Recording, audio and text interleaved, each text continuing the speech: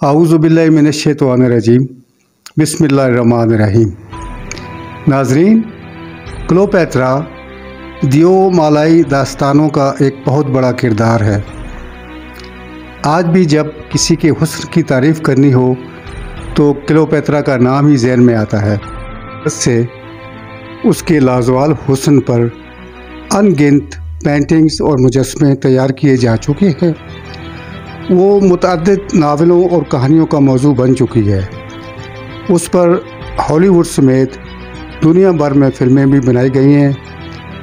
क्लोपेत्रा 69 कबल मसीह में मिस्र के शहर सिकंदरिया में पैदा हुई और उसकी मौत भी सिकंदरिया में ही 30 कबल मसीह में हुई।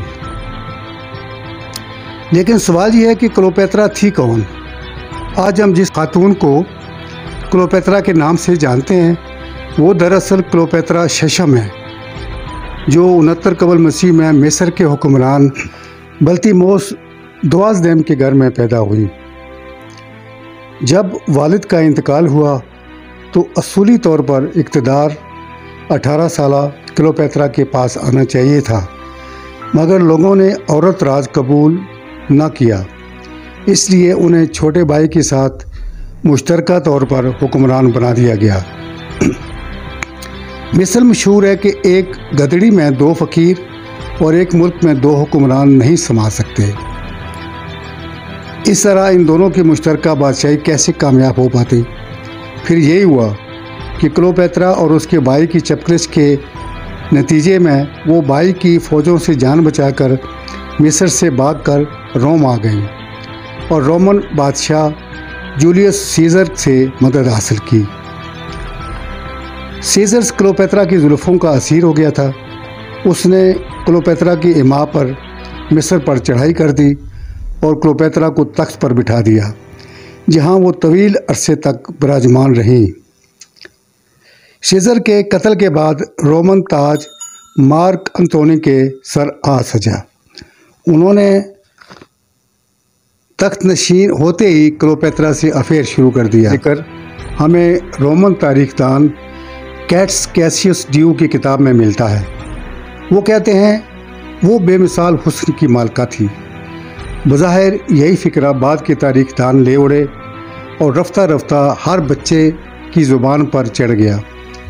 आज भी अगर किसी के हुस्न का तज़किरा करना हो तो क्लोपेत्रा का नाम ही सबसे पहले ज़हन में आता है। लेकिन गौर तलब बात यह है कि कैसियस ने यह फ़िक्रा क्लोपेत्रा के मरने के 200 साल बाद लिखा था। मशहूर मौर्रिख प्लूटार्क कैसियस से 100 साल पहले गुजरे हैं। वो लिखते हैं क्लोपेत्रा का हुस्न तो लाजवाब था ही, लेकिन उसकी शख्सियत भी बहुत मुतासिर कुन थी। वो बहुत जाहो जलाल की मालिका थी। कदीम मिस्र की मलका क्लोपेत्रा मिस्र की तारीख़ की खूबसूरत तरीन औरत तस्लीम की जाती है।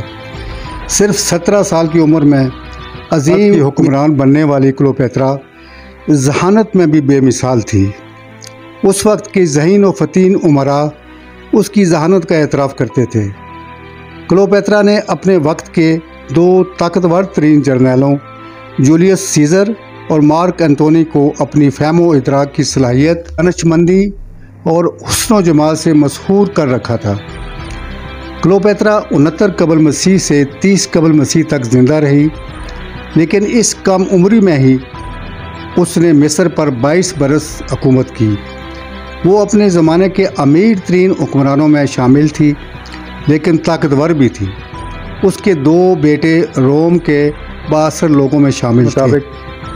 क्लोपेत्रा मिस्र की वो शोरा आफाक मलका थी जिसके होशरुबा हुस्न और क़यामत खेज जवानी ने सल्तनत रूम के नामवर जर्नैलों को खाको खून में रंग कर इन अजीम शान सल्तनतों को हमेशा के लिए सफ़ास्ती से मिटा दिया। उसे दिलकश हुस्न और जादुई शख्सियत से नवाजा था, लेकिन अफसोस कि वो इस हुस्न की कीमत वसूल करते हुए खुद नीलामी की सूली पर चढ़कर एक नाकाबिले फरामोश दास्तान इश्क को बेवफाई बनकर तारीख़ में हमेशा के लिए अमर हो गई। मौरखीन के मुताबिक वो हुस्न चाशनी और जहानत के जादुई हथियारों से लैस एक पुरस्कार अय्यार औरत थी। वो सल्तनत रूम पर काबिज होना चाहती थी। 51 कबल मसीह में क्लोपेत्रा का बड़ा भाई तख्त नशीन हुआ तो उसने फ़िरौनी रवायात के मुताबिक अपनी 11 साल कम सिन बहन क्लोपेत्रा से शादी की। उसकी हलाकत के बाद 13 साल छोटे भाई बल्तीमोस सीसदम ने तख्त संभाला तो उसने अपनी रवायात के मुताबिक जब अपनी बहन क्लोपेत्रा से शादी की तो क्लोपेत्रा 18 साल की और हामिद फ़कत 13 साल का नाबालिग बच्चा था, जिसकी वजह से क्लोपेत्रा अपनी जिनसी तस्कीन के लिए खूब से खूब तर मर्द की तलाश में एक जिनसी बिल्ली बनकर रह गई। क्लोपेत्रा के मार्का इश्क का पहला शिकार रोम का शोराय आफाक हुक्मरान जूलियस सीज़र था। कुछ ही अरसे बाद जूलियस सीज़र के कत्ल के बाद क्लोपेत्रा ने जूलियस मुंह बोले बेटे और नायब जनरल मार्क एंथोनी से ताल्लुकात बनाकर इसके 3 बच्चों की मां बन गई।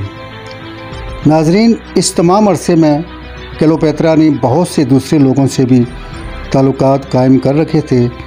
वो किसी भी तरीके से रोमन तख्त पर कब्ज़ा करना चाहती थी। इसी वजह से उसने रोम के हुक्मरानों से ताल्लुकात कायम कर रखे थे। अपने आखिरी आशिक जनरल एंथोनी की हलाकत के बाद वो काफ़ी दिल बर्दाश्ता थी। इसी बिना पर उसने अपने आप को कोबरा नाग से डसवा कर खुदकुशी कर ली। रवायत है कि जनरल एंथोनी के कत्ल में भी क्लोपेत्रा का अपना हाथ है। उसने अपने एलची को जनरल एंथोनी के पास भेजा, जिसने एंथोनी को बताया कि क्लोपेत्रा ने खुदकुशी कर ली है। ये सुनते ही जनरल एंथोनी ने अपनी तलवार निकालकर और अपने पेट में घोंपकर खुदकुशी कर ली और मरते वक्त क्लोपेत्रा की उम्र फ़कत 39 बरस थी। बेपनाह हुस्न, फ़हम फरासत का ये अजीम बाब हमेशा के लिए बंद हो गया और अपने पीछे बेवफाइयों और अयाशी तबाह का एक तवील बाब छोड़ गया।